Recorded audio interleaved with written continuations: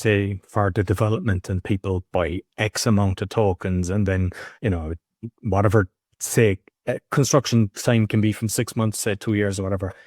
Are they locked in then, or they can sell at whatever? Is there a fluctuating rate? Yeah. So that's a really good question. So we're in our pre-sale at the moment, right? And our token generation event is planned for the next year to 15 months. So much like some of the pre-sales that have been really successful in the last 12 months to 2 years, our penultimate goal is to position in the UK as a leading token. Now, whether that means that we're able to launch a stable coin, where we're trading our token around the utility we're creating in the real world for our token to generate income for holders, that latter point will determine the time frame to our token generation event. But when we have our TGE, that is when token holders will be able to trade their tokens.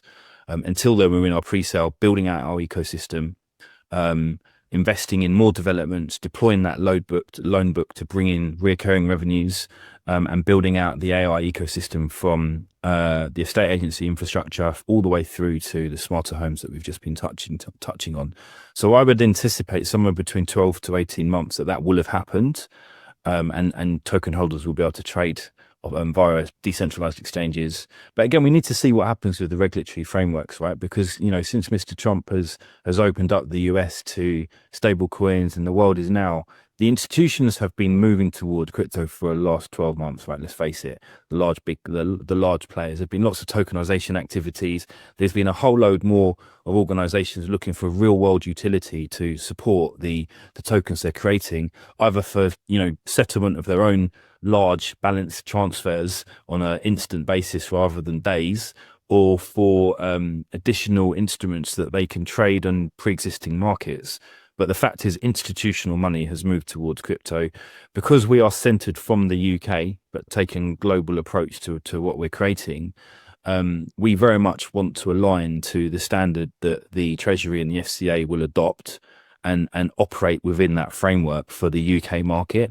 But of course, it means that we can take a global approach, jurisdiction by jurisdiction, to what we can offer our investors elsewhere.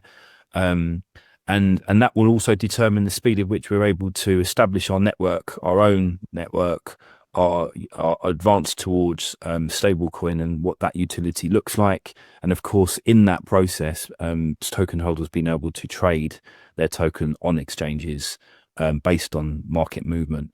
And of course, as we're building our protocol, all of that adds to the provenance of our token because of the real world businesses that are driving revenue for the value of our token.